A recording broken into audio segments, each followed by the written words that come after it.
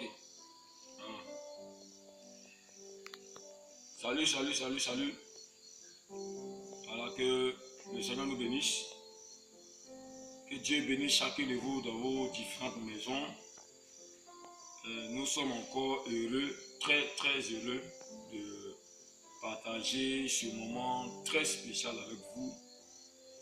Et pour ceux qui ne me connaissent pas, qui me découvrent pour la toute première fois, je suis le prophète Diboué Jean-Jacques. Voilà, le président fondateur de la mission internationale de l'évangile de la puissance de Dieu. Et ça fait pratiquement plusieurs vidéos que nous sommes en train de faire sur les réseaux sociaux de YouTube. Et il faut que vous sachiez que nous sommes heureux chaque fois qu'on s'adressera à vous au nom de Jésus. Nous sommes vraiment dans la joie. Et nous sommes présentement dans la période, sinon la semaine qui annonce la Pentecôte. Il était donc vraiment important et urgent que nous venons pour vous parler de la part du Seigneur, de ce que c'est que le Saint-Esprit, de ce que c'est que la Pentecôte. Et vraiment, ça sera pêle-mêle un enseignement que nous allons apporter à chacun de vous pour mieux fêter la fête de Pentecôte cette année 2019. Que Dieu soit béni. Alors, qu'est-ce que nous pouvons déjà dire sur le Saint-Esprit? Nous savons que le Saint-Esprit est Dieu. Le Saint-Esprit est une personne. Le Saint-Esprit a les sentiments que tu as. Le Saint-Esprit réfléchit. Le Saint-Esprit voit. Le Saint-Esprit sent. Le Saint-Esprit, il a pratiquement les mêmes sens que nous. Et vous savez avec moi que depuis très longtemps, Dieu a commencé à agir sur la terre de plusieurs façons, de plusieurs manières.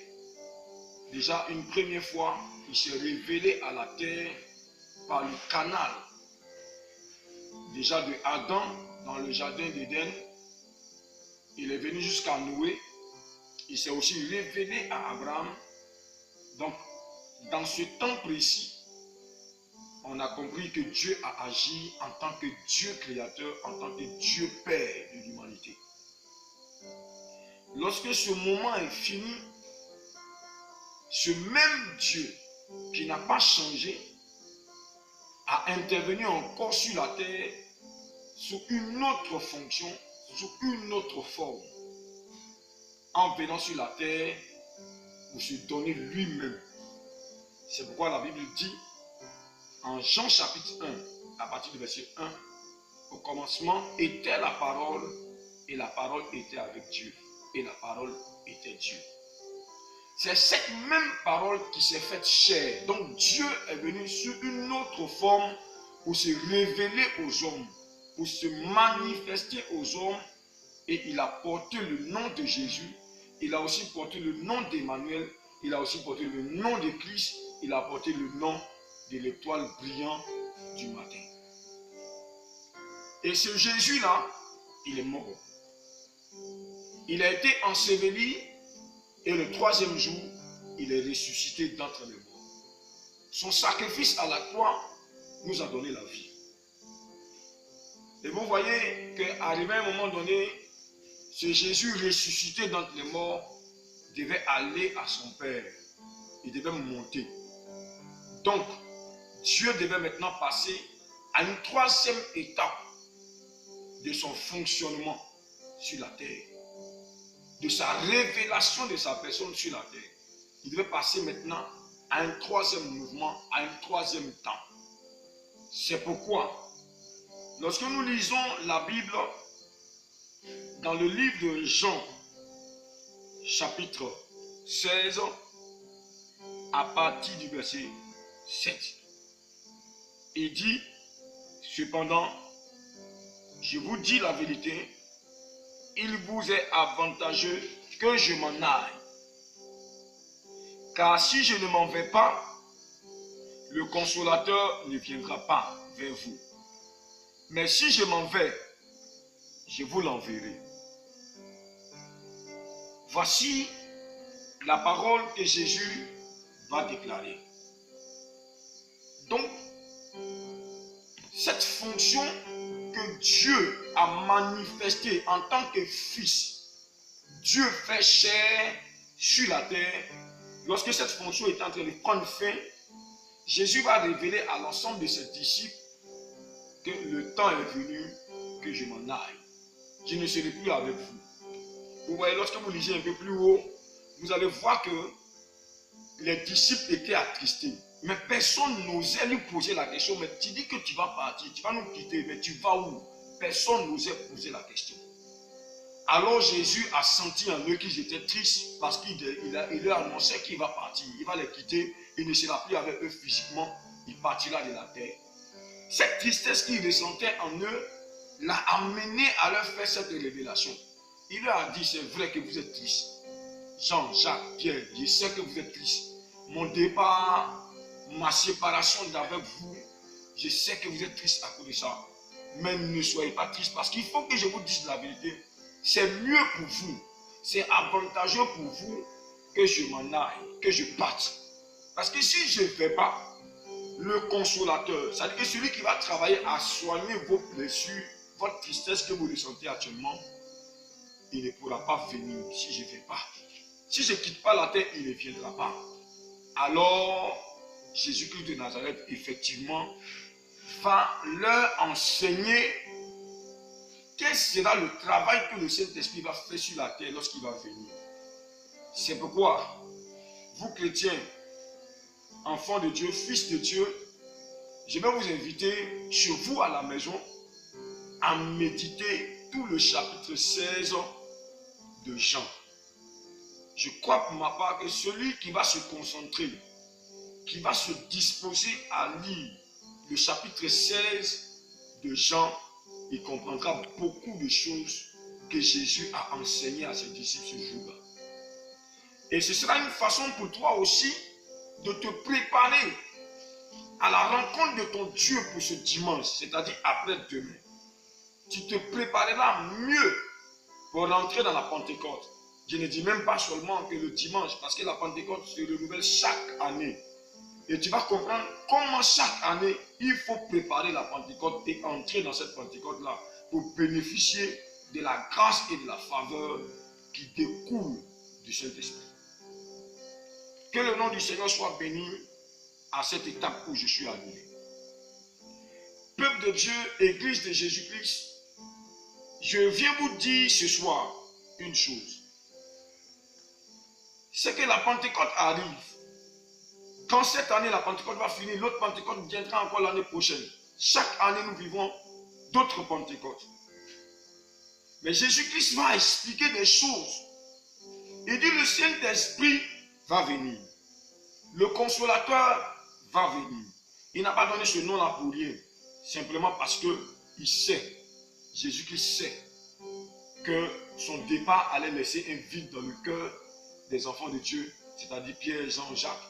Mais le Consolateur allait venir pour jouer un rôle de soigner les plaies, de guérir les plaies. Mais il ne va pas s'arrêter là. Il va continuer pour dire, et c'est pourquoi je vais poursuivre un peu ma lecture. Voilà ce qu'il va dire au verset 8. Il dit, et quand il sera venu, il convaincra le monde en ce qui concerne le péché, la justice et le jugement. En ce qui concerne le péché, parce qu'il ne croit pas en moi. La justice, parce que je vais au Père et que vous ne me verrez plus. Le jugement, parce que le prince de ce monde est jugé. Au verset 12, il dit, j'ai encore beaucoup de choses à vous dire, mais vous ne pouvez pas les supporter maintenant. Quand le consolateur viendra, quand le consolateur sera venu, l'esprit de vérité. Donc le Saint-Esprit a aussi pour nom l'esprit de vérité. L'esprit de vérité, il vous conduira dans toute la vérité. Car il ne parlera pas de lui-même, mais il dira tout ce qu'il aura entendu et il vous annoncera les choses à venir. Voici ce rôle que Jésus a donné au Saint-Esprit en expliquant son rôle. Il viendra dans un premier temps en tant que consolateur, en tant que défenseur dans d'autres versions.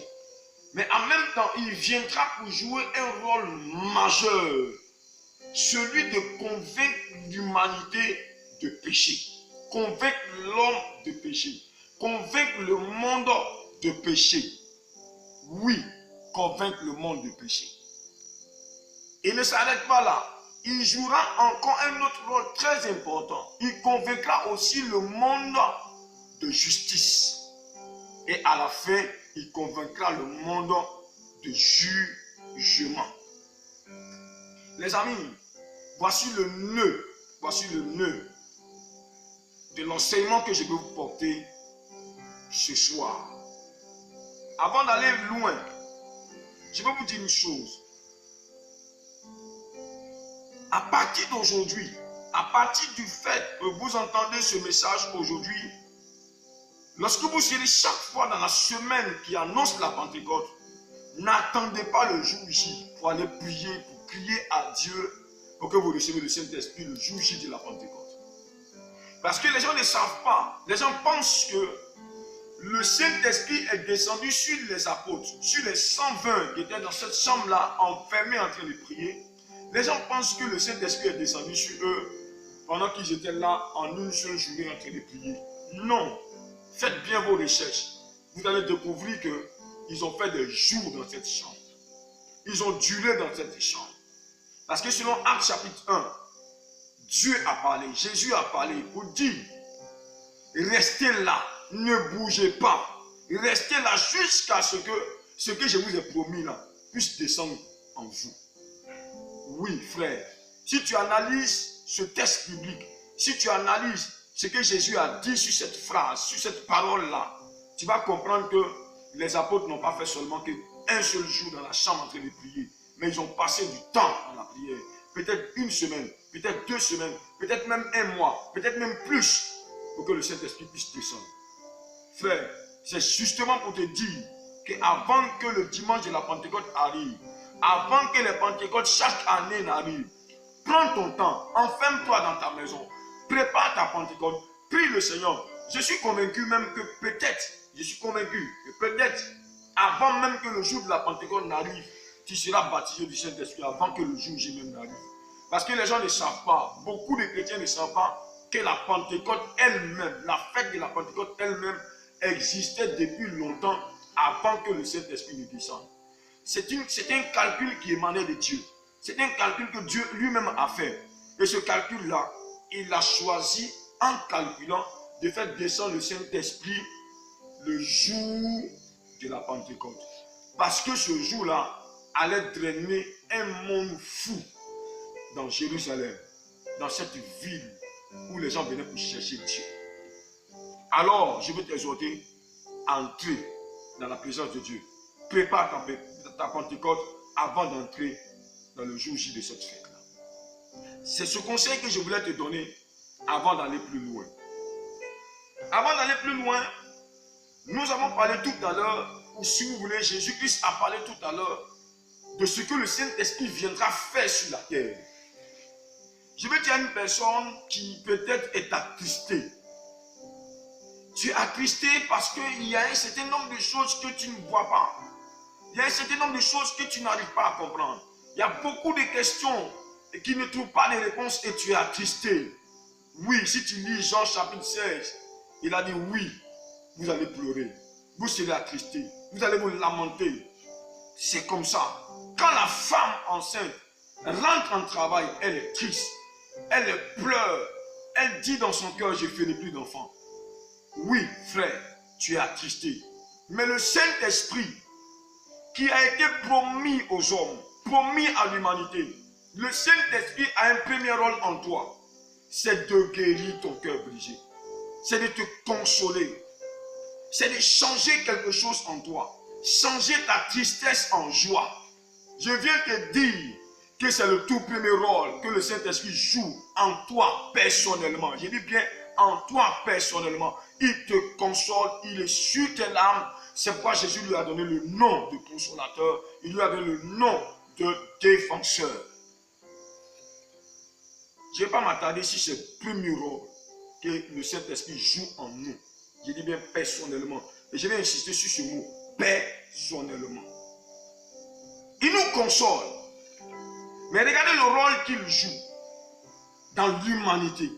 Je sors maintenant du personnel. Je sors maintenant du moi. C'est-à-dire de toi, individu. Je parle maintenant de l'humanité. Je parle maintenant des nations. Écoutez-moi bien. Jésus dit, le consolateur viendra. Mais il convaincra le monde de péché. Mais dites-moi, le Saint-Esprit, l'avez-vous pas vu?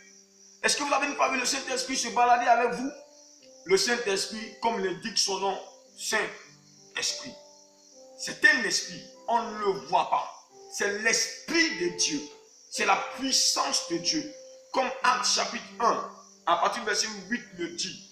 Et vous recevrez une puissance, le Saint-Esprit. Donc le Saint-Esprit est l'incarnation de la puissance de Dieu. Et Dieu lui-même dans toute sa puissance, dans toute sa gloire. Donc quand l'Esprit de Dieu, Dieu en tant qu'Esprit agit, il vient pour convaincre le monde de péché. Mes frères, je vais vous poser une question. Église de Jésus-Christ, je vais vous poser une question. De vous à moi, est-ce que le Saint-Esprit peut fonctionner et convaincre de péché l'humanité sans utiliser le corps d'un homme? Le Saint-Esprit fonctionne toujours avec le corps humain. Le Saint-Esprit est le seul esprit qui fonctionne à 100%, qui a besoin à 100% d'un corps humain pour agir. Pour convaincre des péchés, il a besoin d'un corps humain. Les autres esprits peuvent entrer dans les animaux, ils peuvent entrer dans un serpent, ils peuvent entrer dans un chien, ils peuvent entrer dans un hibou, ils peuvent entrer dans n'importe quelle chose, dans les bananiers. Mais le Saint-Esprit, non, lui, il ne le fait pas. Il a besoin du corps humain pour travailler. S'il est entré, il est entré peut-être dans un animal, on le dira peut-être que c'est pour une chose exceptionnelle. Parce que Dieu me ramène à l'histoire de Balaam et son âne qui a parlé ce jour-là. Mais c'était quelque chose de particulier.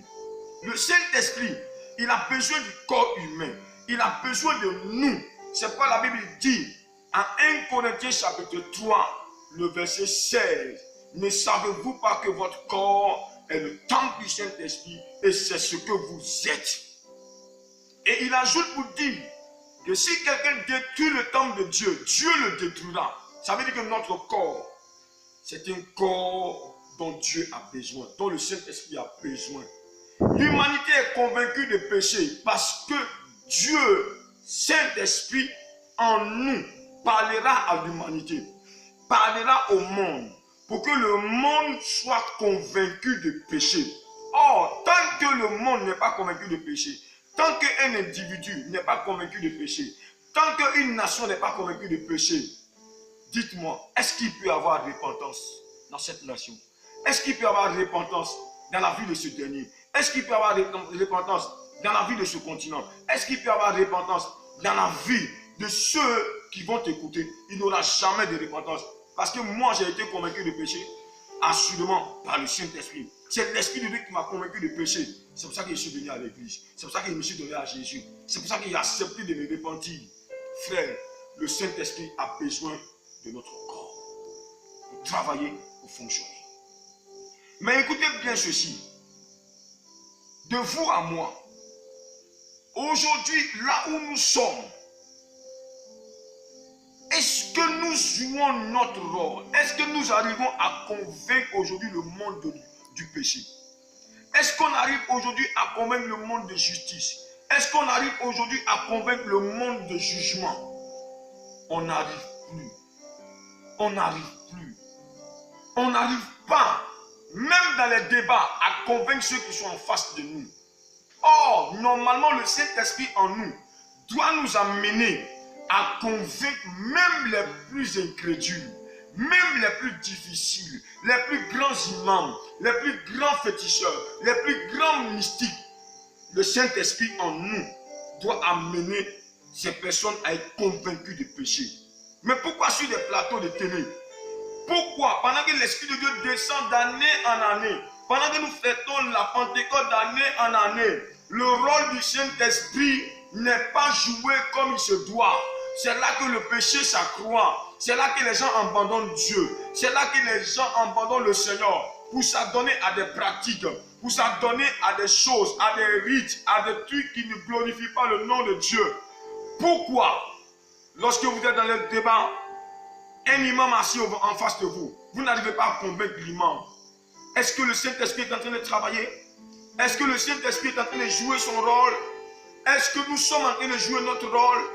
Parce que nous jouons notre rôle par le Saint-Esprit. C'est l'Esprit de Dieu qui est en nous. Pourquoi le Saint-Esprit aujourd'hui n'arrive pas à convaincre de péché? Pourquoi le Saint-Esprit n'arrive pas à convaincre l'humanité de jugement? Pourquoi le Saint-Esprit n'arrive pas à convaincre de justice aujourd'hui? Je vais vous donner une réponse. Je vais vous donner une réponse. Et la réponse que je vais vous donner, c'est simplement, Fils de Dieu, Église de Jésus-Christ, je sais que certainement, tu m'écoutes, tu m'entends. Tu m'entends. La seule réponse que Jésus me charge de vous dire, que le Saint-Esprit me charge de vous dire, c'est simplement parce que le Saint-Esprit est attristé. Le Saint-Esprit est attristé. Le Saint-Esprit est attristé. Lorsque nous lisons Éphésiens chapitre 4, le verset 30, voilà ce que la Bible dit. J'aimerais lire ce texte biblique. Il dit: n'attristez pas le Saint-Esprit de Dieu, par lequel vous avez été scellés pour le jour de la rédemption. Le Saint-Esprit est triste, très triste. Le Saint-Esprit est triste. Pourquoi l'Esprit de Dieu est triste? Simplement parce que lorsqu'il est venu en nous, on a refusé de jouer son rôle. On a refusé de divulguer le message qu'il doit porter à l'humanité pour que les gens soient convaincus du péché. Et regardez le jour de la Pentecôte, ce premier jour où Pierre a reçu le Saint-Esprit. Regardez où Pierre a reçu le baptême de l'Esprit, où les autres ont reçu le baptême du Saint-Esprit, où ils ont reçu le Saint-Esprit en eux. C'était justement pour dire à l'ensemble des apôtres, à l'ensemble des disciples, que j'ai besoin de votre corps pour fonctionner. J'ai besoin de votre corps pour que au travers de vous, je parle maintenant. Et quand je vais parler, que les gens soient convaincus. Vous savez pourquoi il y a eu 3000 hommes qui ont été gagnés après une prédication de Pierre? Simplement parce que Pierre a répondu à la mission du Saint-Esprit. Pourquoi? Parce que Pierre, en entrant à la chambre pour prier avec les autres apôtres, avec les 120, pendant qu'ils entraient, quelle était leur motivation? Le Saint-Esprit est triste simplement parce que les motivations ont changé. Simplement parce que les motivations de recevoir le Saint-Esprit a changé. Simplement parce que lorsque les gens viennent à l'église aujourd'hui, ils ne viennent pas à l'église pour le besoin de la mission du Saint-Esprit. Ils ne viennent pas aujourd'hui parce qu'eux-mêmes ont été convaincus de péché. Parce que lorsque le Saint-Esprit vient en toi, il te convainc d'abord de pécher toi-même. Et lorsqu'il t'a convaincu de péché, il travaille au travers de toi afin que tu sois un canal par lequel il peut parler à d'autres nations, à d'autres peuples, et qu'eux aussi soient convaincus de péché. Le Saint-Esprit est triste parce que regardez aujourd'hui dans nos églises sont remplies de personnes qui viennent simplement à l'église pour leurs propres besoins. Les gens ont rempli nos églises aujourd'hui à cause de leurs propres besoins. Frère, pendant que je suis en train de te parler, pendant que tu m'entends, peut-être que tu te retrouves dans ce cas. Pourquoi est-ce que tu es venu à l'église? Et pendant que je te pose la question, pose-toi aussi la question, pourquoi les gens ont rempli les églises aujourd'hui? Ne vois-tu pas autour de toi que c'est parce que les gens souffrent qu'ils viennent à l'église? Est-ce que tu ne vois pas autour de toi que si tu vois quelqu'un qui part d'église en église, d'homme de Dieu en homme de Dieu, de pasteur en pasteur, pourquoi ils vont de pasteur en pasteur? Tu n'entendras jamais dans un discours d'un pasteur, ni dans le discours de ces personnes qui font ces voyages d'église en église. Tu n'entendras jamais dans leur discours qu'il soit aller voir un pasteur parce que je veux être utilisé par la puissance de Dieu. Je vais être utilisé par le Saint-Esprit. Ils ne vont jamais te dire que je suis allé à l'église pour rencontrer un homme de Dieu. Parce que je veux que Dieu m'utilise pour parler aux nations et que les nations soient convaincues de péché. Tu n'entendras pas ce discours aujourd'hui au XXIe siècle. Pourquoi? Parce que simplement, lorsque les gens s'en vont, ils vont avec leur moi. Les gens s'intéressent à leurs propres intérêts. Ils arrivent à l'église parce qu'ils sont malades. Ils arrivent à l'église parce qu'ils ont un problème. Leurs affaires ne marchent pas. Parce que leurs problèmes maintenant a submergé leur existence. Parce que la situation est bloquée, il a tout fait, il a rencontré plein d'hommes de Dieu, ça ne marche pas. C'est pourquoi il s'est retrouvé à l'église. Regardez les motivations qui ont amené les gens à l'église aujourd'hui. Ce n'est pas la motivation du Saint-Esprit. Parce que le Saint-Esprit, on le reçoit pour faire trois travaux. Pour convaincre l'humanité de péché, pour de jugement et de justice. Vous voyez comment est-ce que le Saint-Esprit ne sera pas attristé? Écoutez-moi bien. Regardez, les églises seront remplies le jour de la Pentecôte ce dimanche. Les églises seront bondées de monde. Mais si Dieu te donne l'occasion de prêter l'oreille à la prière de chacun, tu n'entendras jamais un Saint-Esprit descend en moi. Remplis-moi parce que je vais faire ton travail. Remplis-moi parce que je vais parler à cet homme qui est dans le péché. Remplis-moi parce que je vais amener des imams à Jésus. Remplis-moi parce que je vais convaincre les musulmans que Jésus est Seigneur. Remplis-moi parce que je vais parler à l'humanité pour que l'humanité regarde vers toi. Je vais parler à l'humanité pour que l'humanité vienne à toi. Le Saint-Esprit ne descend pas dans le corps de quelqu'un parce qu'il a besoin d'un corps pour travailler, frère. Lorsqu'il descend dans ton corps, il ne vient pas essentiellement pour venir pour ton problème, mais il vient parce qu'il a une mission sur la terre. Et pour accomplir cette mission, il a besoin de ton corps. Et c'est en toi qu'il descend. Écoutez les prières qui vont se faire chaque dimanche, tous les dimanches de Pentecôte. Écoutez ces prières qui vont se faire. Je vous dis en vérité, vous n'entendrez pas la prière que je viens de vous citer tout à l'heure. Vous entendrez dans la bouche des gens, Seigneur, depuis longtemps je suis dans ton église, je suis malade. Seigneur, ça fait des années je suis là, je ne comprends pas. Mes affaires ne marchent pas. Et les gens m'ont dit, Saint-Esprit descend sur moi pour que mes affaires bougent. Saint-Esprit, viens sur moi pour que je sois guéri. Saint-Esprit, viens sur moi pour que je sois ceci. Saint-Esprit, il faut faire ça, il faut faire comme ça. Les gens vont prier pour leurs propres intérêts. Or, le Saint-Esprit est descendu pour que le monde soit convaincu de péché. Et l'Esprit de Dieu, on lui a refusé son véritable rôle. On lui a refusé son véritable travail. C'est pourquoi le Saint-Esprit, il est attristé. Il est attristé. Et quand il est attristé, il ne peut pas travailler. Même si quelqu'un parle, même si quelqu'un annonce l'évangile, les gens sont encore de plus en plus incrédules. Ils sont encore de plus en plus incrédules parce que le rôle du Saint-Esprit n'est pas joué comme il se doit. Le Saint-Esprit est triste parce que les gens ne savent pas prier pour recevoir l'Esprit de Dieu. Laissez-moi vous dire une chose. Vous pensez que le jour de la Pentecôte où Pierre, Jean, Jacques étaient enfermés dans cette chambre, s'ils étaient entrés là-bas pour leur propre motivation, pour leur propre devenir, pour leur propre avenir, pour leurs propres affaires, pour leur propre santé, pour dire Seigneur, nous sommes là, bénis-nous. Tu as dit que tu vas faire descendre ton esprit. Fais descendre ton esprit pour que mes affaires bougent. Seigneur, fais descendre ton esprit pour que telle chose ait lieu. Vous pensez que si les 120 étaient en train de prier comme ça, Vous pensez que Pierre serait capable de parler à des personnes pour que leur cœur soit vivement touché? Or, la Bible dit en Actes chapitre 2, à partir du verset 38, que les gens, après avoir écouté Pierre, ils ont eu le cœur vivement touché. Voilà le travail du Saint-Esprit.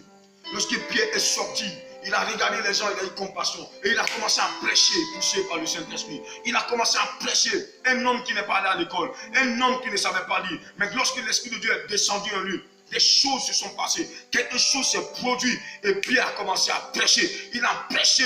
Et les gens se sont attroupés. Ils venaient de toutes parts. Et lorsqu'il était en train de prêcher, le rang était en train de grossir. Et 3000 hommes ont levé leurs mains pour dire, mais frère, que devons-nous faire? Que ferons-nous? Il dit alors, répentez-vous et soyez baptisés.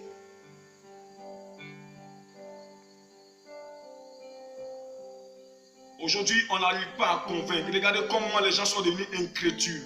Incrédules.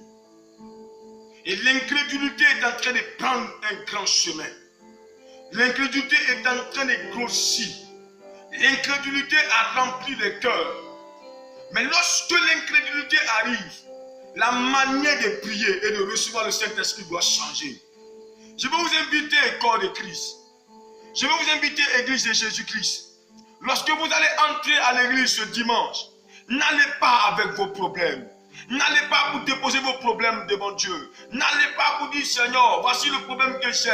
Je vous parle de la part du Saint-Esprit. Je vous parle de la part de l'Éternel. Entrez dans la présence de Dieu. Ayez le besoin de convaincre l'humanité de péché. Ayez le besoin dans votre cœur de parler à vos frères, vos soeurs qui sont encore dans le péché, qui ne connaissent pas encore Jésus. Il y a des drogués, il y a des prédications aujourd'hui qui sont prêchées. On dit qu'on peut chercher des femmes. On peut chercher telle chose. On peut avoir plusieurs femmes. On peut fumer la drogue. On peut être lesbienne. On peut être pédophile. On peut être homosexuel. On peut être... Regardez ces gens de doctrine. Mais comment on peut convaincre ces gens que la pédophilie n'est pas de Dieu? Comment on peut convaincre ces gens que ces gens d'enseignement ne sont pas de Dieu? C'est pas le Saint-Esprit. Mais quand l'Esprit de Dieu ne joue plus son rôle dans le corps de quelqu'un, quand le corps de quelqu'un réclame lui-même ses propres désirs, ses propres biens, son lui-même, moi-même, ma personne, il faut que le Saint-Esprit fasse quelque chose pour moi. Mais le Saint-Esprit ne descend pas en toi pour toi-même. Le Saint-Esprit descend en toi pour l'extérieur. Le Saint-Esprit descend en toi pour que le monde soit converti. Le monde soit convaincu de péché. Je vous dis la vérité. Si le Saint-Esprit joue ce véritable rôle, ceux qui enseignent aujourd'hui qu'on peut se droguer, ceux qui enseignent aujourd'hui qu'on peut être homosexuel, ceux qui enseignent aujourd'hui qu'on peut être pasteur et avoir plusieurs femmes, je vous dis la vérité, vous allez voir plusieurs pleurer sur le péché. Lorsqu'on va commencer à leur parler, le Saint-Esprit parlera au travers de nous. Et les gens vont pleurer sur le péché. Ils vont pleurer amèrement sur le péché. Viens dans la présence de Dieu. Laisse tes problèmes un temps soit peu. Le jour de la Pentecôte, on ne pense pas à ces problèmes, mais on pense aux autres. Le jour de la Pentecôte, on ne pense pas à ces problèmes, on pense à l'humanité. Le jour de la Pentecôte, on ne pense pas à ces problèmes, on pense à ceux qui meurent dans le péché. Le jour de la Pentecôte, on ne pense pas à soi-même, à son bien-être, mais on pense au Saint-Esprit qui descendra en nous. Pour que lorsque tu sortiras devant ton temple, la première personne que tu vas voir passer, tu sois ému de compassion. Ton cœur va être attristé. Lorsque tu vas voir quelqu'un entouré de femmes ici, il se dit que c'est un gentleman, c'est quelqu'un qui a plusieurs femmes. Mais lorsque tu vas le regarder, tu vas avoir compassion de lui. C'est ça le travail du Saint-Esprit. Et tant que ce travail n'est pas fait, l'Esprit de Dieu est attristé. Parce qu'aujourd'hui, on a baissé la garde. L'Esprit de Dieu n'a pas joué son rôle. On a baissé la garde et on a laissé libre cours aux mauvaises doctrines, aux doctrines sataniques, aux doctrines qui viennent du diable, qui ont pris le terrain. Et l'Église aujourd'hui est affaiblie parce que le Saint-Esprit est attristé. Laisse tes problèmes. Et ce dimanche, je t'assure, oh my God, je t'assure, va, prie comme moi. Prie comme moi. Lève tes deux mains au ciel et dis, Saint-Esprit, remplis-moi. Remplis-moi parce que je vais envoyer plusieurs personnes à toi. Remplis-moi. Remplis-moi parce que je vais convaincre beaucoup de personnes de péché. Et c'est ce rôle que le Saint-Esprit doit jouer en moi. Je vais parler à des imams, je vais parler à des bouddhistes, je vais parler à des gens qui sont égarés pour qu'ils pleurent sur le péché. Si tu lèves les mains comme ça, tu n'auras pas fini de prier, tu seras rempli du Saint-Esprit. Parce que c'est cette motivation qui n'est pas dans notre cœur. C'est pourquoi Dieu est attristé. Le Saint-Esprit est attristé. Nous devons nous lever pour travailler. Regardez, vous voyez, le péché s'accroît. Les gens sont plus convaincus. Même quand l'Esprit de Dieu t'anime pour aller évangéliser, combien de personnes t'écoutent? Les gens sont devenus incrédules. Ils ont envie de te chasser de ta maison. Mais lorsque l'incrédulité gagne du terrain, que faire? Lorsque l'incrédulité gagne du terrain, que faire? Ne pensez pas que le Saint-Esprit est limité. Non, le Saint-Esprit n'est pas limité. Lorsque les cœurs sont devenus de plus en plus incrédules, lorsque les années passent, les gens deviennent de plus en plus incrédules. Vous pensez que le Saint-Esprit est limité pour ne pas continuer l'incrédulité des gens, pour les convaincre de péché. Oui, je vous dis la vérité, le Saint-Esprit n'est pas limité.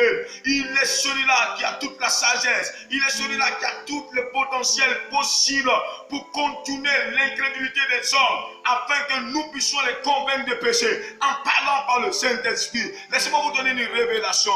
Lorsque l'incrédulité gagne du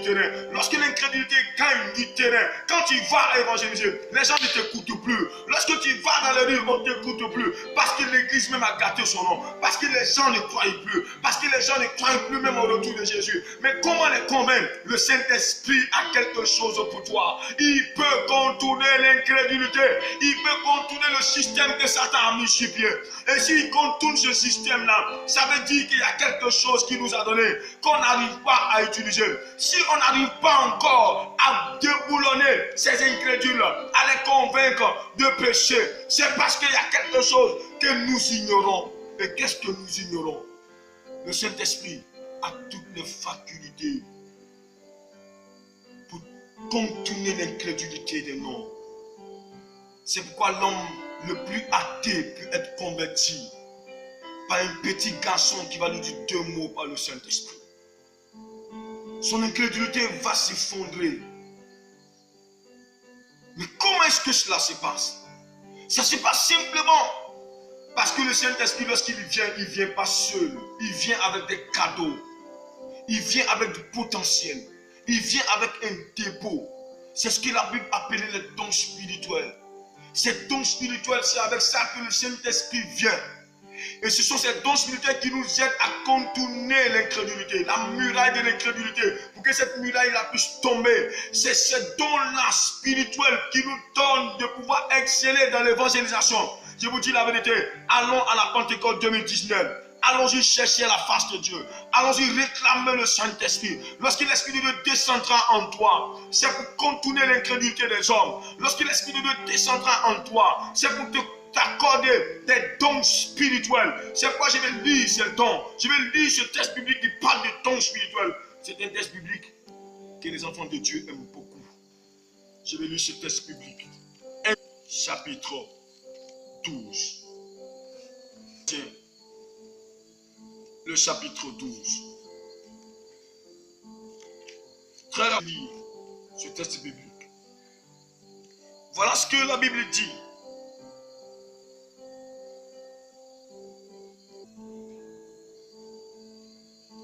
À partir du verset 1. Pour ce qui concerne les dons spirituels, je ne veux pas, frères, que vous soyez dans l'ignorance. Lorsque les choses sont devenues difficiles, lorsque l'évangile ne passe plus, c'est les dons spirituels qui doivent être utilisés. C'est les dons spirituels qui doivent intervenir. Église de Jésus-Christ, arrêtons de penser à nous-mêmes. Nos églises sont remplies de personnes qui viennent pour leurs intérêts. Ils ne pensent même pas aux gens qui meurent autour d'eux. Ils ne pensent même pas aux malades qui meurent dans leur péché. Ils ne pensent pas à cela. Jésus n'est pas mort pour que frère tu voyages. Jésus est mort pour effacer nos péchés. Pour que l'humanité soit sauvée. Et lorsqu'il est monté pour que le Saint-Esprit vienne jouer ce rôle-là.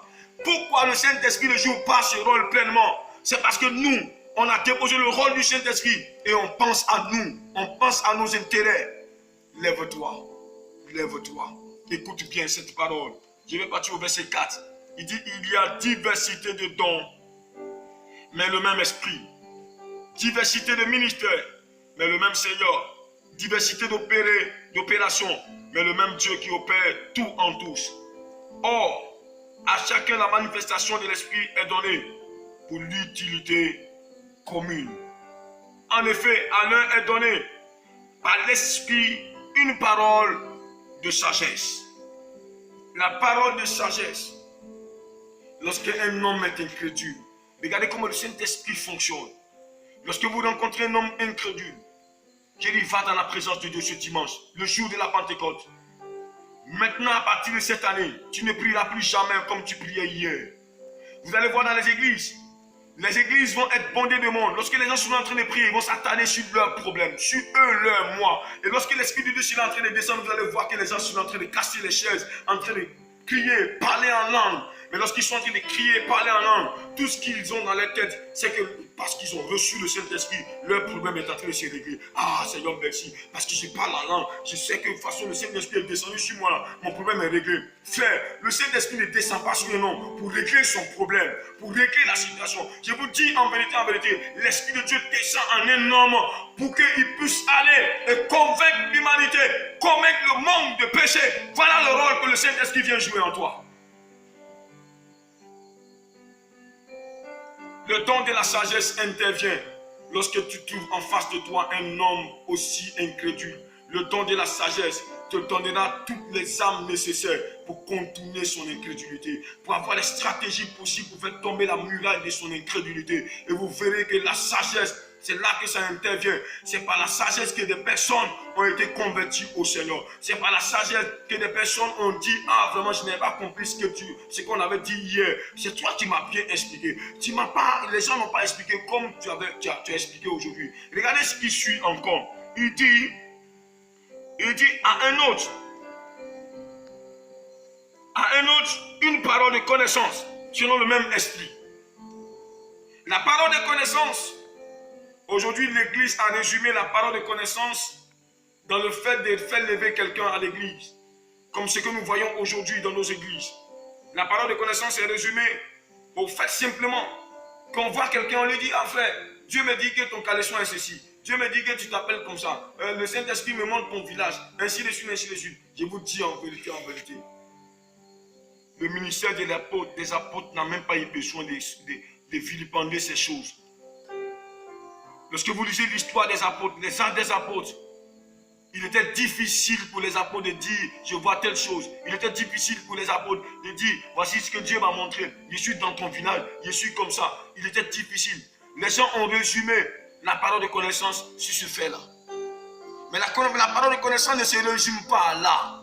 La parole de connaissance, c'est celle-là qui nous amène à exceller. Exceller dans tous les domaines. Dans nos études, à l'école. Partout où nous passons, nous excellons. La parole de connaissance, c'est elle qui nous communique des choses mystérieuses. La parole de connaissance, c'est elle qui peut t'amener à fabriquer un téléphone. C'est elle qui peut t'amener à fabriquer une montre. C'est la parole de connaissance qui développe ces choses. Vous pensez que le Saint-Esprit, la sagesse et les dons qu'il nous donne est la même chose que ce que le monde donne pendant que les gens étudient? Non, ce n'est pas la même chose. C'est à cause de cette parole que Dieu a dit à Israël. C'est à cause de ces dons exceptionnels, émanant du Seigneur, émanant de son esprit, que Dieu a déclaré à Israël que je ferai de vous la tête et non la queue. Je ferai de vous les premiers et non les derniers. C'est à cause de cette parole qu'il a dit que je vous donnerai la supériorité sur toutes les nations de la terre.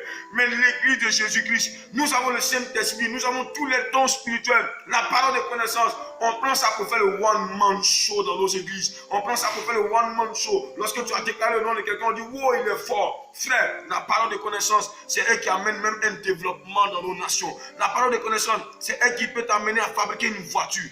La parole de connaissance, c'est elle qui peut t'amener à régler des situations dans une nation. La parole de connaissance, c'est elle-là qui donne d'être un scientifique. C'est ça la parole de connaissance. Mais elle ne se résume pas seulement à donner le nom de certaines personnes. Elle ne se résume pas à donner des choses que la personne connaît déjà, que la personne sait déjà. Lorsque tu dis à quelqu'un que tu t'appelles Habakkuk, qu'est-ce que tu lui as appris de nouveau? Tu ne lui as rien appris de nouveau. Parce que le nom que tu lui as révélé, il sait qu'il s'appelle Habakkuk. En vérité, la parole de connaissance, c'est celle-là qui révèle ce que les hommes ne connaissent pas. C'est celle-là qui révèle à l'humanité ce que les gens n'ont jamais su. Ce qui était longtemps caché, il vient, il révèle cela. Et les gens disent, ouais, Dieu a parlé à ce temps. Mais lorsque tu dis que ton numéro de téléphone c'est le 45 58 14 69, qu'est-ce que tu as appris de nouveau à celui qui a ce numéro-là? Parce que tu n'as rien appris. Il connaissait son numéro avant que tu ne le dises. Ce n'est rien d'extraordinaire. Parce qu'on ne va pas à l'école pour apprendre ce qu'on connaît déjà. On va à l'école pour apprendre ce que nous ne connaissons pas. Toi qui utilises les paroles de connaissance de la sorte, est-ce que lorsque tu partais à l'école, tu connaissais ce qu'on appelle 1 plus 1 égale à 2? Tu ne connaissais pas ça, frère. Est-ce que tu connaissais 2 plus 2 égale à 4? Tu ne connaissais pas ces choses, frère. Si tu partais à l'école et qu'on te disait qu'on vient t'apprendre ton nom, je suis sûr que tu serais découragé de partir à l'école. Parce que tu vas dire, mais je vais à l'école, on me dit, je m'appelle Thiboué Jean-Jacques. Mais qu'est-ce qu'on m'apprend de nouveau? Je connais déjà mon nom. Frère, Église de Jésus-Christ, vous vous trompez. C'est à cause de toutes ces choses-là que le Saint-Esprit est attristé. L'Esprit de Dieu a donné ces dons-là pour que nous convainquions l'humanité de péché. L'Esprit de Dieu a donné ces dons-là pour que nous convainquions l'humanité de péché. Voilà le travail que nous devons faire. Les dons spirituels, il a dit, en effet, à l'autre est donné par l'Esprit une parole de sagesse, au verset 9, à un autre la foi. Par le même esprit, à un autre le don de guérison. Par le même esprit, à un autre le don d'opérer des miracles. Des miracles. Les miracles sont utilisés aujourd'hui dans le domaine seulement de la guérison, dans le domaine seulement de la résurrection. Mais les miracles peuvent exceller, peuvent arriver à d'autres niveaux pour sauver même nos nations. Oui, les dons spirituels sont donnés pour convaincre de péché. Frère, fais ce que je te dis. Fais ce que je te dis. Oh, oh, oh. Tu vas expérimenter l'Esprit de Dieu comme tu ne l'as jamais expérimenté. Dépose un peu tes problèmes à côté. Je te donne un secret. Si tu vas dans la présence de Dieu cette Pentecôte et tous les autres Pentecôtes qui vont se répéter les années qui arrivent, quand tu vas partir, frère, je te dis un secret. Dépose tes problèmes un peu à côté. Prie le Seigneur. Lorsque tu recevras le Saint-Esprit, sans que tu n'aies présenté tes problèmes à Dieu, sans que tu n'aies présenté tes problèmes au Seigneur, sans que tu n'aies dit, Seigneur, règle mon problème. Mais lorsque tu penseras au monde, lorsque tu penseras aux gens qui sont en train de mourir sans Jésus, lorsque tu penseras aux doctrines qui sont en train de garder l'église, et que tu diras, Seigneur, je vais convaincre ces gens-là pour qu'ils reviennent à toi. Je te dis la vérité, avant que tu n'arrives à la maison, le problème dont tu n'as pas parlé à Dieu sera réglé. La situation va se régler seule. Parce que Dieu cherche des hommes qui pensent à l'humanité. C'est ça le rôle du Saint-Esprit. C'est ça le rôle du Saint-Esprit. Je vais aller faire la fin de mon message. Oui, l'humanité sera bouleversée. L'humanité sera bouleversée. Vous savez pourquoi l'humanité sera bouleversée? Simplement. Parce que lorsque nous allons commencer à prier chaque Pentecôte ici, l'humanité sera plus jamais la même. Plus jamais. Le monde ne sera plus jamais le même.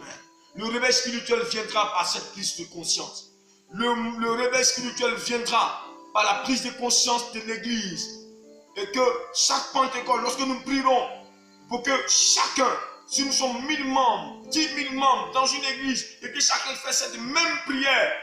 Les apôtres ont fait la même prière lorsqu'ils étaient là dans la chambre, en train de chercher la face de Dieu. C'est la même prière qu'ils ont adressée à Dieu. C'est pourquoi ils ont pu bouleverser, convaincre des rois de péché, des empereurs de péché. Ils se sont repentis, ils ont donné leur cœur à Jésus.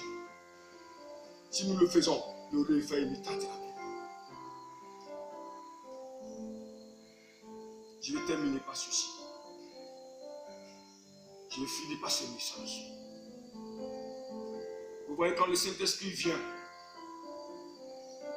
selon Romains chapitre 5, le verset 5, il dépose dans notre cœur l'amour.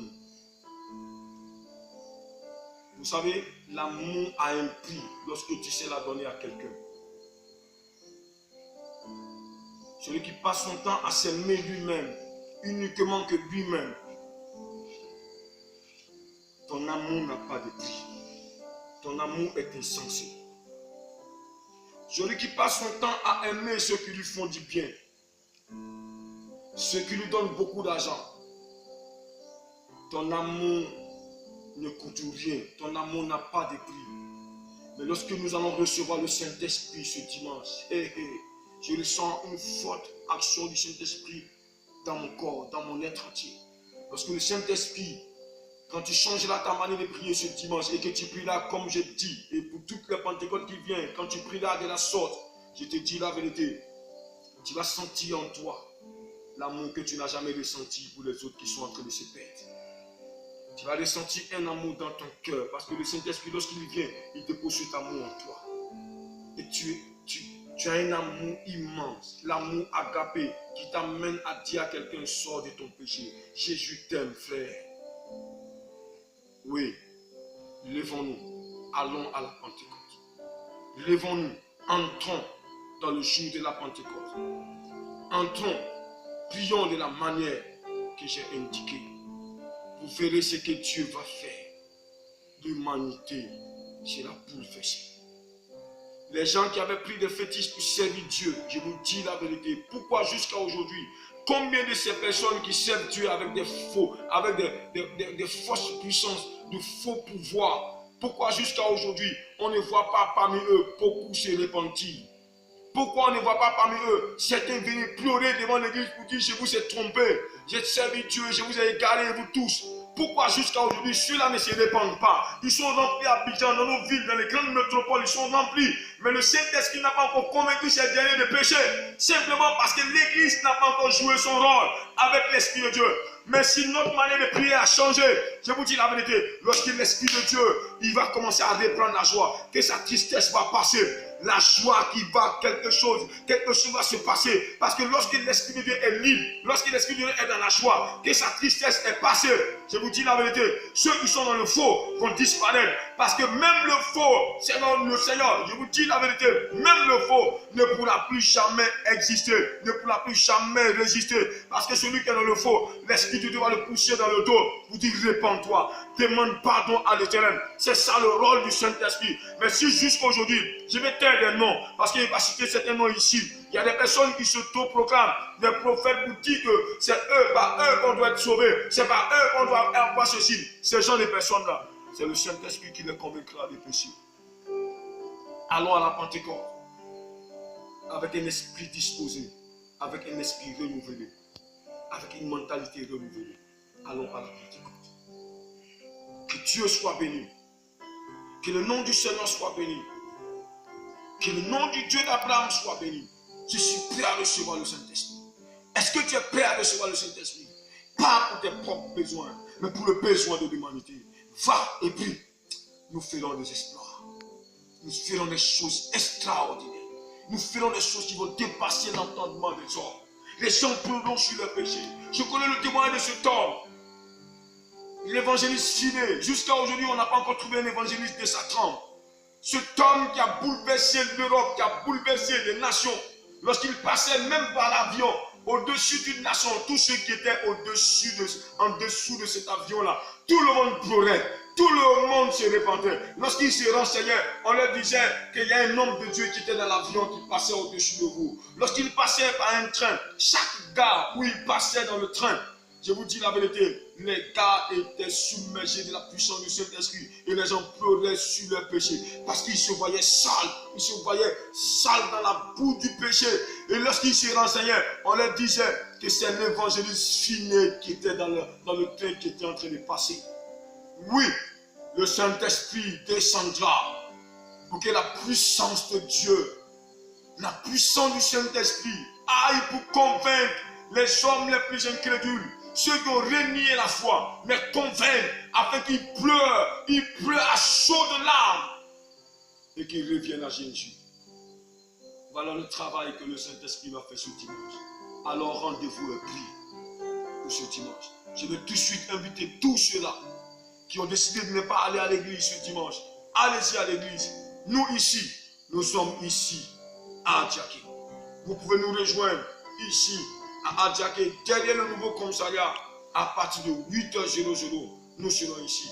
Aussi au niveau d'Abidjan, pour ceux qui sont à Abidjan et à côté d'Abidjan, vous pouvez aussi nous rejoindre pour une Pentecôte spéciale, à partir de 15h00, là-bas à Yopougon, Santé, juste en face du 37e arrondissement. Que Dieu vous bénisse, portez-vous bien et que la grâce de Dieu surabonde dans votre vie. En avant, Jésus est devant. En avant, le Saint-Esprit nous attend ce dimanche. Rempli du Saint-Esprit, nous bouleverserons les nations et les nations vont se repentir à cause de sa parole. Que Dieu vous bénisse et que Dieu vous garde.